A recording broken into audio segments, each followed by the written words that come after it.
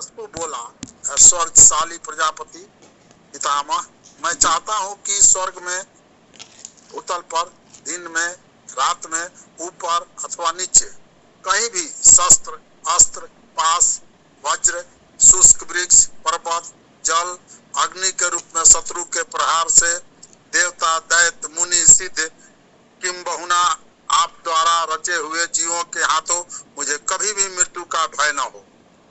शरद कुमार जी कहते हैं, मुने, हिरण्यकशिपु के वैसे वचन सुनकर पद्मयोनि ब्रह्मा के मन में दया का भाव जागृत हो उठा।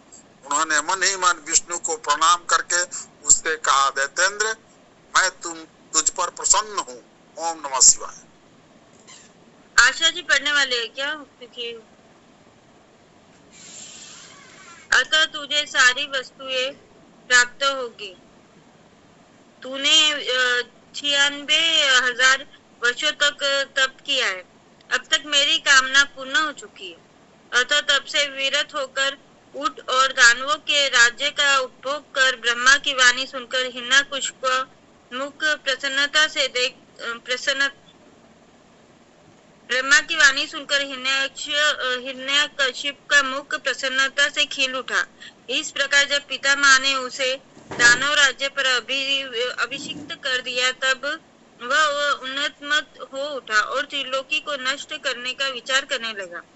फिर तो उसने संपूर्ण धर्मों का उच्छेद करके संग्राम में समस्त देवताओं को भी जीत लिया।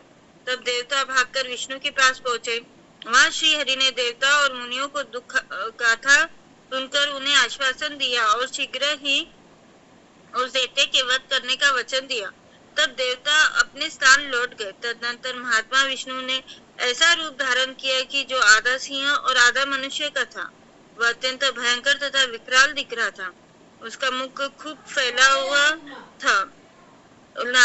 नासिका बड़ी सुंदर थी और नख तीखी और गर्दन पर जटाएं लहरा रही थी।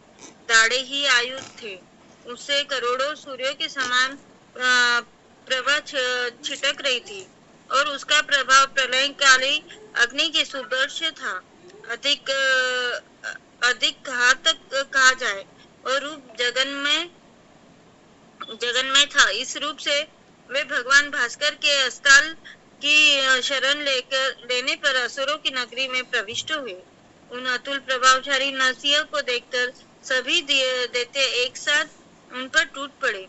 और तब उन अद्भुत पराक्रमी नरसिंह ने महाबली दैत्यों के साथ युद्ध करके बहुतों को मार डाला और बहुतों को पकड़कर तोड़ मरोड़ दिया। फिर वे उस नगर में घूमने लगे।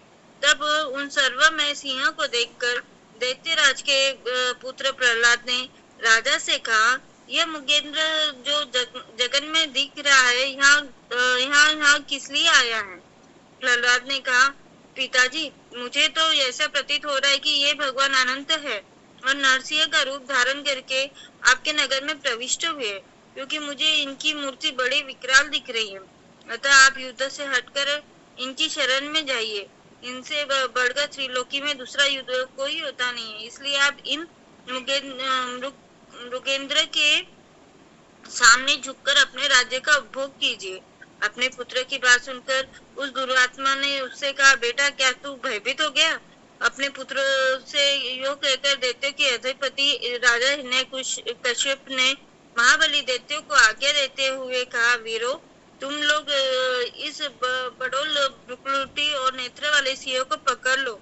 तब स्वामी की आज्ञा से उन मृगेंद्र को पकड़ने की इच्छा से वे सभी बड़े बड़े दैत्य रणभूमि में घुसे। परंतु जैसे कि रूप की अभिलाषा से अग्नि में प्रवेश करने वाली पतंगे जल भून जाते हैं, उसी तरह वे सब के सब क्षण भर में ही जलकर भस्म हो गए। दैत्य को दग्ध हो जाने पर वह दैत्यराज संपूर्ण शस्त्र अस्त्र शक्ति ऋषि पाश अंकुश और पावक आदि से उस मृगेंद्र के साथ लोहा लेता ही रहा। इस प्रकार बहुत काल तक भयानक युद्ध हुआ। अंत में उन नरसिंह ने वज्रकोट समान कठोर अपनी अनेकों भुजाओं से उस दैत्य को पकड़ लिया और उसे अपने जानुओं पर लिटाकर दानवों के मर्म को विदीन करने वाले नंखासुरों से उसकी छाती चीर डाली और तथा खून से लथपथ हुए उसके हृदय कमल को निकाल लिया क्षण उसके प्राण पखेरु उड़ गए। तब भगवान नरसिंह ने बारंबार आघात से जिसके सारे अंग चूर चूर हो गए थे, उस काष्ठभूत दैत्य को छोड़ दिया। उस समय उस देव शत्रु के मारे जाने पर उन्हें बड़ी प्रसन्नता हुई। उसी अवसर पर प्रहलाद ने आकर उनके चरणों में सिर झुकाया। तब अद्भुत पराक्रमी विष्णु ने प्रहलाद को बुलाकर उन्हें दैत्यों के राज्य पर अभिषेक कर दिया और स्वयं अतर्कित गति को प्राप्त हो गए, अर्थात अंतर्ध्यान हो गए। तदंतर पितामह आदि समस्त सुरेश्वर परम प्रसन्न हो अपना कार्य सिद्ध करने वाले पूजनीय भगवान विष्णु को उसी दिशा में प्रणाम करके अपने अपने धाम को चले। ये प्रवर प्रसंगवश मैंने रुद्र से अंधक की उत्पत्ति, वराह से हिरण्याक्ष की मृत्यु, नरसिंह के हाथों उसके भाई का विनाश और प्रहलाद की राज्य प्राप्ति का वर्णन कर दिया।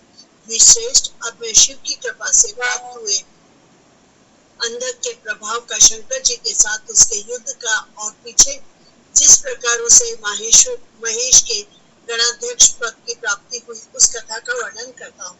सुनो। अध्याय 43 समाप्त। भाइयों के उपलब्ध से अंधक का तप करना और वर पाकर त्रिलोकी को जीतकर स्वेच्छाचार में प्रवृत्त होना, उसके मंत्रियों द्वारा शिव परिवार का वर्णन, पार्वती के सौंदर्य पर मोहित होकर अंधक का वहां जाना और नंदीश्वर के साथ युद्ध, अंधक के प्रहार से नंदीश्वर की मूर्छा, पार्वती के आह्वान से देवियों का प्रकट होकर युद्ध करना, शिव का आगमन और युद्ध, शिव द्वारा शुक्राचार्य का निगल जाना, शिव की प्रेरणा से विष्णु का काली रूप धारण करके दानवों के रक्त का पान करना, शिव का अंधक को अपने त्रिशूल में पिरोना और युद्ध की समाप्ति। सनत कुमार जी कहते हैं, मुकुवर एक समय हिरण्याक्ष का पुत्र अंधक भाइयों के साथ विहार में संलग्न था। उसी समय उसके कामासक्त मदांध भाइयों ने नमस्कार जय बोलेगी उससे कहा कि अरे अंधे, तुम्हें तो अब राज्य में क्या प्रयोजन है। हिरण्याक्ष तो मूर्ख था, जो उसने घोर तप द्वारा शंकर जी को प्राप्त करके भी तुम जैसे कुरु, विडोल और कलिप्रिय और नेत्रहीन को प्राप्त किया। ऐसे तुम राज्य के भागी तो हो नहीं सकते, क्योंकि भला तुम ही विचार करो कि कहीं दूसरे से उत्पन्न हुआ पुत्र भी राज्य पाता है। सच पूछो तो निश्चय ही इस राज्य के भागी हम ही लोग हैं। सनत कुमार कहते हैं कि मुने उन लोगों की बात सुनकर अंधक दीन हो गया।